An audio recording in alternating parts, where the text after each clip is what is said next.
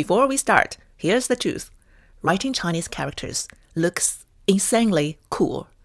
Not arts and crafts cool, more like ancient trauma with style cool. Is it hard? If you can draw a stick figure, you are already qualified. If your still figures look like crime evidence, still fine. So, take a breath. Pretend you are calm and capable. Let's begin. There's one Chinese character people love to tattoo. I, meaning love. It's built in 3 sections: top, middle, bottom. The top part looks like a hand, or at least something trying to suggest a hand. Chinese characters are pictographic, not literal. It doesn't need 5 fingers. It just needs feel like a hand. And this hand is doing one thing: offering, presenting something. Because right below it, there's that shape, like a downward bracket, flipped open. It makes you wonder what the hand is trying to present. Then there's the middle, the center, where the heart sits. It's a vulnerable, beating heart. Your softest organ, with blood flowing in and out. A heart you're basically handing to someone and hoping they won't drop it. At the bottom, those 2 strokes, they are legs, walking. Because love is motion. It pulls you forward, sometimes against your better judgment, sometimes against your sanity. The more attached you are, the harder it is for you to walk away. That's why Buddhist texts say, love and desire create suffering. The deeper it goes, the more it traps you in hope, memory, in fear, and longing. Humans are wired to hold on, even when holding on hurts. So in Chinese culture, love isn't just about butterflies or soulmates. It is a hand to give, a heart to expose, and a step you can't always choose. When you write Chinese characters, remember there's a system. It's actually very simple. Top to bottom, left to right. If you write the strokes out of order, the character won't scream. It will quietly judge you. A very Asian style of disappointment. So, how did yours turn out? Not perfect? Good. Writing this character, just like love, it's something nobody gets right the first time. Let's try again, slower this time. Ready? A hand, offering. A heart, exposed. 2 legs, moving. Love never stands still. Do you say I love you a lot? To your partner, your kids, your family?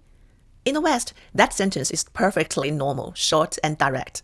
But in many Asian cultures, saying the word out loud can feel like it might make the feeling smaller, almost cheaper. So if I really want to say I love you, I say it in English, not in Chinese. It sounds more natural and less embarrassing.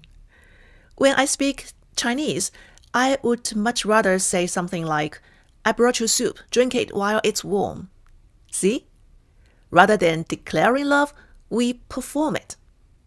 Here's the story. Let me take you back to China, winter of 1936, a time when the country was chaotic, was falling apart from every direction, warlords fighting for pieces of land, political rivalries turning bloody, and Japan knocking at the door with invasion forces.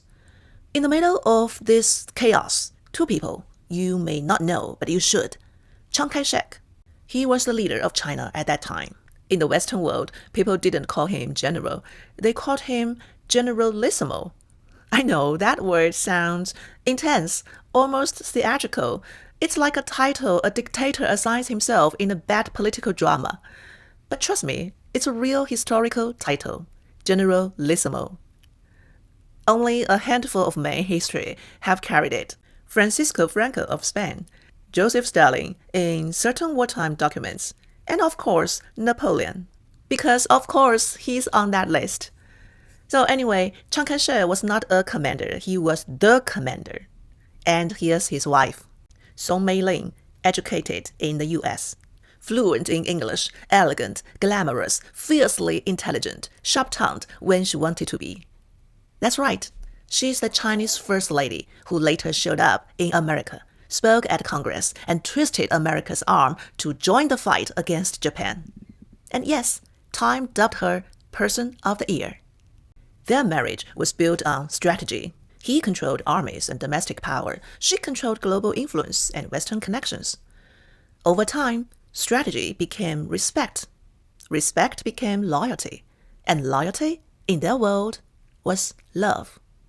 One morning, the news hit Nanjing like a bomb. Chiang Kai-shek was kidnapped by her own marshal. His name was Zhang Xueliang. In China, people didn't call him by his full name. They called him the young marshal.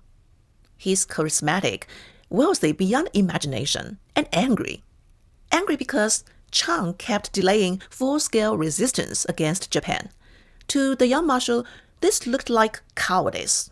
So the young marshal made a choice. If the leader won't listen, maybe locking him up will make him think. Yes, he kidnapped his boss, the head of a nation, in a mountain resort in Xi'an. The reaction? Panic. Absolute panic. Government officials argued, we should attack Xi'an. No negotiation. Should we replace Chen? Everyone had a solution. Everyone had an opinion. Except one person, Soong Mei-ling. She sits through the noise, perfectly still, hands folded. Then finally, she speaks calm and steady, terrifying in control. I will go. Not a request, not a debate, a decision. The room, full of panicked men, suddenly goes quiet. She boards the plane, knowing she might never return. The young marshal could kill her. Japan could strike while leadership is frozen, and the chaos could swallow the entire country. But she goes anyway, because in the East, love isn't always spoken. Sometimes love is showing up when the world expects you to stay home and cry. The young marshal was prepared for tears, pleading, or outrage. Instead, he's greeted by a woman wrapped in a dark winter coat, chin lifted, eyes sharp enough to cut glass. She doesn't waste time. Where's my husband? No begging, no tears, just authority. The young marshal hesitates because suddenly he realizes he didn't just kidnap a political leader. He challenged a marriage built like a fortress.